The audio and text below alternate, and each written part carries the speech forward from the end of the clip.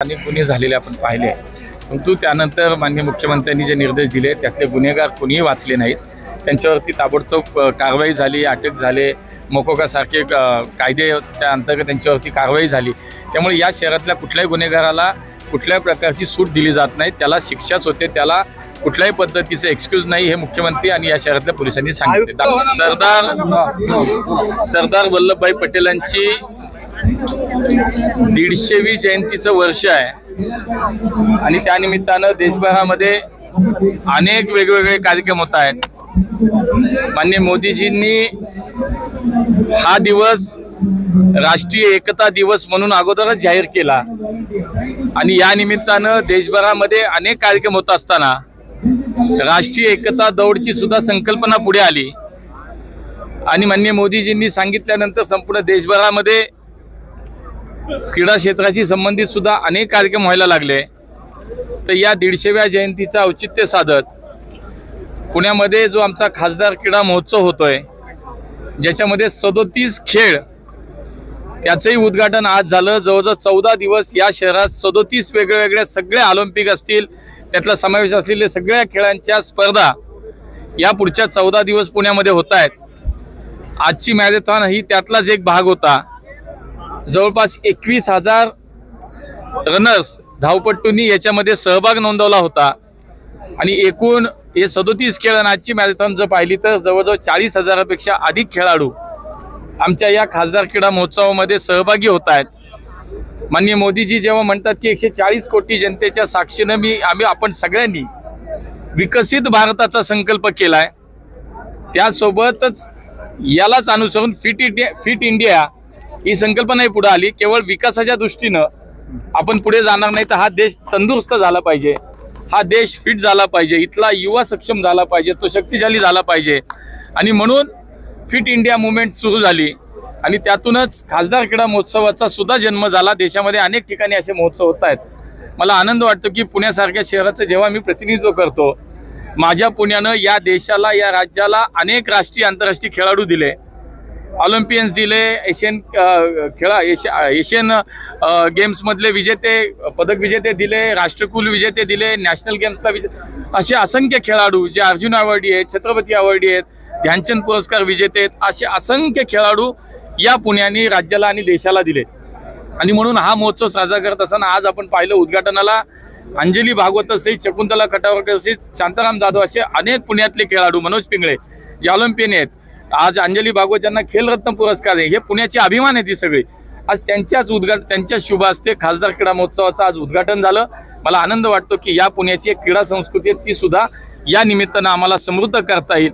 आज हजारो खेळाडूंना एक चांगलं व्यासपीठ या महोत्सवाच्या माध्यमातून आम्हाला निर्माण करता येईल आणि म्हणून या सगळ्या क्रीडा संघटनांची एकत्र पद्धतीनं आम्ही या स्पर्धांचं आयोजन केलं। त्यामुळे मला असं वाटतं की या पुण्यामध्ये आमच्या आज खेळाडूंसाठी एक स्वतंत्र अशा पद्धतीची एक व्यवस्था सुरू झाली, त्याचा निश्चित पुणेकर स्वागत करतात, उत्स्फूर्त प्रतिसाद देत आहेत आणि म्हणून 150व्या सरदार पटेलांच्या जयंतीच्या निमित्तानं आज मॅरेथॉनचं यशस्वी आयोजन झालं। देशभरातलं सगळ्या राज्यातनं खेळाडू आले, विदेशातनं अनेक देशातनं खेळाडू या स्पर्धेमध्ये सहभागी झाले, याचं आजचं वैशिष्ट्य आहे। ऑलिम्पिकची निवडणूक होती आज, कसं बघता आणि काही जागा ज्या आहेत अध्यक्षपदी काही समझोता झालाय का?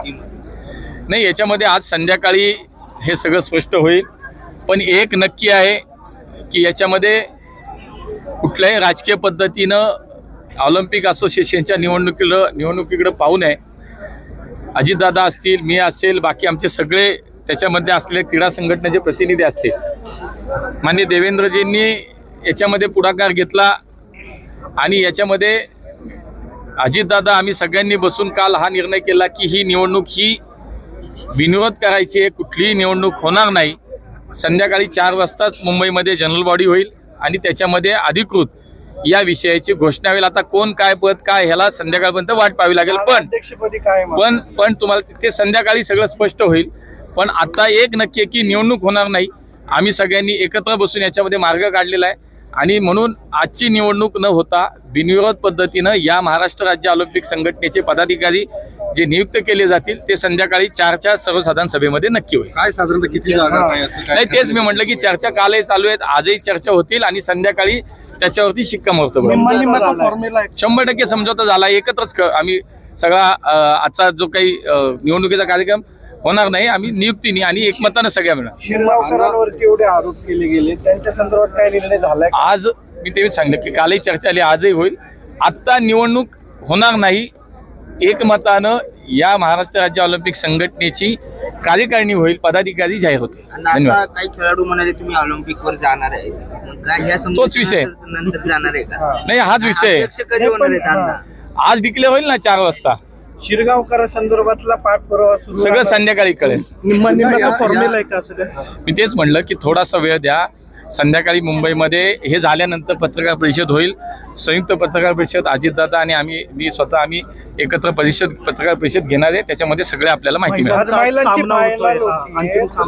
प्रत्येक भारतीयासाठी एक अभिमानाचा आज हा दिवस आहे, क्षण आहे की आपण जर पाहिलं तर उपांत्य फेरीमध्ये ज्या पद्धतीने ऑस्ट्रेलियाला इतकं मोठं लक्ष्य पार करून आपल्या महिला संघाने विजय मिळवून दिला, प्रत्येक भारतीयाचं छाती अभिमानानं फुगली आहे. त्यामुळे आज एकन एक भारतीय, या देशातील भारतीय नागरिक आज आमच्या या महिला संघाच्या विश्वकपच्या फायनलसाठी आम्ही सगळे आतुर आहोत. सगळ्यांच्या शुभेच्छा आहेत, आशीर्वाद सगळ्यांनी त्यांना दिलेले आहेत. त्यामुळे मला निश्चितपणे खात्री आहे की हा विश्वकप आमच्या महिला संघ नक्की जिंकेल. नाही, पुणे शहरात जी गुन्हेगारी वाढली त्या संदर्भात परत तुम्ही मुख्यमंत्र्यांशी बोलणार आहात त्या? काल पुन्हा गँगवॉर जो आहे तो सुरू आहे. मागच्या काही दिवसातल्या ह्या घटना निश्चितच चिंताजनक आहेत आणि मलाही वाटतं की आम्ही सातत्याने याच्यावरती बोलतोच आहे. माननीय मुख्यमंत्र्यांनी तातडीनं काल या संदर्भातल्या सूचना पोलीस आयुक्तांनाही दिलेल्या आहेत. माझंही सकाळी त्यांच्याशी आयुक्तांशी बोलणं झालेलं आहे. त्यामुळे या शहरातला कायदा सुव्यवस्था हा नीट राहण्यासाठी निश्चितपणे आम्ही सुद्धा त्याच्यामध्ये जबाबदारी आम्ही निश्चित केलेली आहे. त्यामुळे याच्यामध्ये काम आम्हाला 100% करायचं की या शहरातली गुन्हेगारी कमी कशी करता येईल, त्याचा बिमोड कसा करता येईल, याच्या सगळे मिळून आम्ही काम. पोलीस आयुक्त वारंवार सांगतात की आम्ही गुन्हेगारीवर काम करतोय, ती नष्ट करण्यासाठी काम करतोय, पण मागच्या काही दिवसांपासून सतत या घटना वाढतायत. ते कुठेतरी पोलीस अनेक गुन्हे झालेले आपण पाहिले, परंतु त्यानंतर माननीय मुख्यमंत्र्यांनी जे निर्देश दिले त्यातले गुन्हेगार कोणीही वाचले नाहीत. त्यांच्यावरती ताबडतोब कारवाई झाली, अटक झाले, मोकोकासारखे कायदे त्या अंतर्गत त्यांच्यावरती कारवाई झाली. त्यामुळे या शहरातल्या कुठल्याही गुन्हेगाराला कुठल्याही प्रकारची सूट दिली जात नाही, त्याला शिक्षाच होते, त्याला कुठल्याही पद्धतीचे एक्सक्यूज नाही. हे मुख्यमंत्री आणि या शहरातल्या पोलिसांनी सांगितले, दाखवले. कमी पडतात का? आयुक्त बदलले पाहिजे वाटतं का तुम्हाला?